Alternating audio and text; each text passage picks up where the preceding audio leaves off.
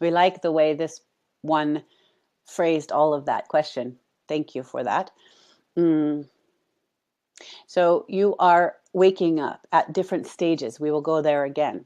You are waking up, you are coming to consciousness at different levels, all of you.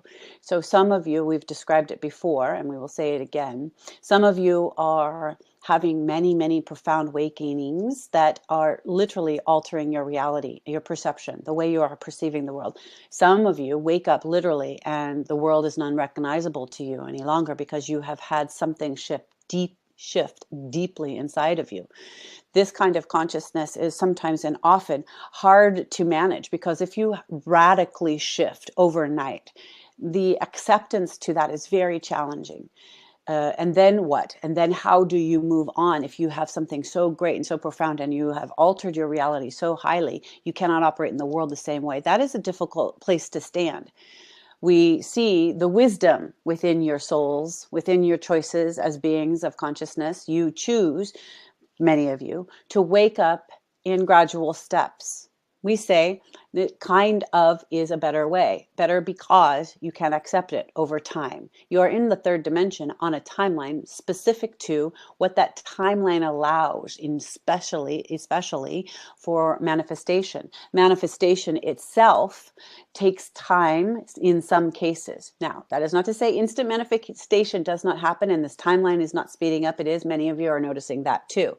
We're not specifically talking about manifestation, but we are saying that when you wake up, you become aware of things at such different levels and such different rates. And not everyone is on the same level. And more importantly, it is per your own soul. So for the person who asked this question directly, who wrote those words down and is very curious about awakening and what to do next, that really is contingent upon that person who asked the question or the people who would come to that question themselves. If you come to awakenings and you look around the world and it is prompting you to be making changes or to dive into something new that teaches you something that you never thought you might be into, well, if that feels like the pull because you had this awakening, then go there. What we are really saying and trying to boil it down in a couple different placements is it is very contingent for each individual soul what their levels of awakening grants them, what you as a soul chose to have kind of what we would say happen to you, be a part of the flow for you, this organization of how it is that you have come to these awarenesses of your own existence becomes layers and levels. And we say the analogy, the idea of a ladder and levels, layers, levels going up. It is kind of how you can term it and visualize it. There are layers, there are levels of consciousness. And what is fascinating is some of our human friends have been saying to us for a number of years, how it is that just when they thought they couldn't get any broader, couldn't get any bigger, couldn't get any wider, couldn't get any more blissful, that there was another layer. That maybe they fell into a pit and rose up again, and there was another layer. There is always other layers of the expansion in the awakening of your soul's consciousness. What to do in the world will be contingent upon what that soul has essentially, we will say it like this, quote unquote, programmed it for. Meaning how you have, as a soul individually in a body, chosen to have the life walk be about the awakening. So we are trying to speak in broad and general terms, but if we were saying it to an individual who came to us and said, I have had an awakening that has made me look upon the world in a totally different way, Osairah, what can I do about that? What do I do now? We say, follow your heart.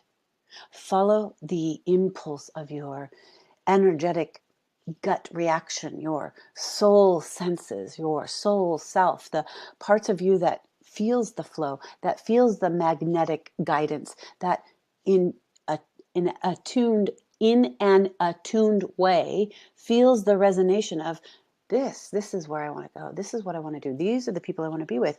And even if you're just curious, the curiosity could be the next step. The guidance there could be the next step in the broadening of the next level. So one of the things that is very important to our conversation on a regular basis with our human friends is the trusting of yourself, which leads to another part of the conversation that is huge for us, which is your intuitive self. There are layers and stages and how should we say it? Steps of awakening. Some people have radical ones, as we said before. Some people inch their way through and then open a big, huge gateway and step into a new territory altogether. There are many different ways. There is no one fixed way about awakening, but collectively, you're all doing it. So your own part, your own individual awakening is vital to the whole. Keep being willing to find the next thing. Keep being willing to expand within yourself the love, the growth, the opportunity to clear, to awaken to the angelic realms, to the guardians, the guides, to see that there is no space here where it seems as if many of you have believed that there is space here, that there is so much more happening than what you are and have been trained to believing in. So some of that is, we say to you in some ways, helpful. What to do with it, that is always the quick, tricky question. Allow yourself to flow. Allow yourself to be guided by your heart. Drop into the interior of your being, for it is you and you, your soul. When you reach out to others into the world to be of service, first you must have the connection to you. It is not always the way that you become only of service in the world. There is a partnership agreement here.